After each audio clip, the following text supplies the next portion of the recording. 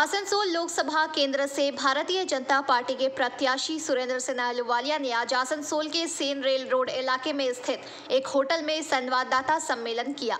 इस मौके पर उनके साथ भाजपा जिला अध्यक्ष बप्पा चैटर्जी, कुल्टी के विधायक डॉक्टर अजय पोद्दार, वरिष्ठ भाजपा नेता जितेंद्र तिवारी, कृष्णेंदु मुखर्जी सहित इस लोकसभा केंद्र के अन्य कई भाजपा नेता उपस्थित थे। भाजपा प्रत्याशी ने पत्रकारों के कई सवालों के जवाब दिए।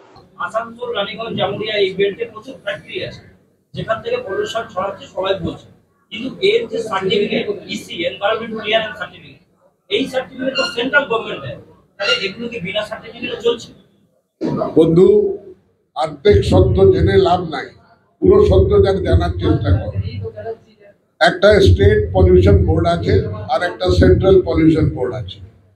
স্টেট পলিউশনের বোর্ডের কাজ হচ্ছে প্রাথমিক ইন্সপেকশন করে সমস্ত কিছু রিপোর্ট পাঠাবে। রিপোর্ট যদি পাঠায় যে এখানে যে এফ্লুয়েন্ট ডিসচার্জ যেটা আছে তার ইউনিটগুলো লাগানো হয়েছে পুরনো ইউনিট, মডার্ন যেটা আছে সেটা লাগানো হয়নি, তো তাকে বন্ধ করার আদেশ দেওয়া হোক।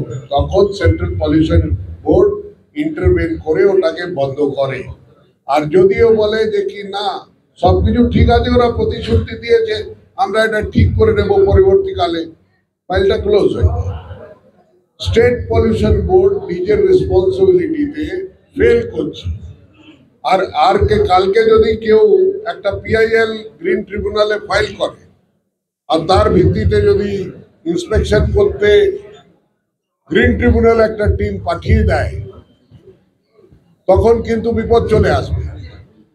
কিন্তু এখানে স্টেট পলিউশন বোর্ড কভারেজ আছে, এটাকে আটকাতে হবে যাতে কি সবাই যারা পলিউশন ছড়াচ্ছে তাকে আটকাবার জন্য ব্যবস্থা নিতে হবে। কেন কি মানুষ বাঁচলেই তো বাঁচতে হবে, এই শহরটা থাকবে। মানুষ যদি না বাঁচে, শ্বাসকষ্টে মরে যায়, তখন এই এলাকার কি হবে?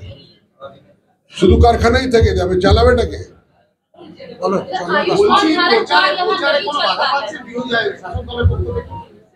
দেখো ভাই, আমি প্রথমেও বলেছিলাম আমি সন্ত্রাসে বিশ্বাস করি না। সন্ত্রাসে বিশ্বাস করি না বলে আমি সন্ত্রাস করি না আর সন্ত্রাস করতে দেব না।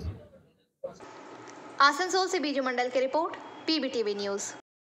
नियमित अपडेट एवं दुनिया भर की ताज़ा खबरों के लिए हमारे फेसबुक पेज को फॉलो एवं यूट्यूब चैनल को सब्सक्राइब करें।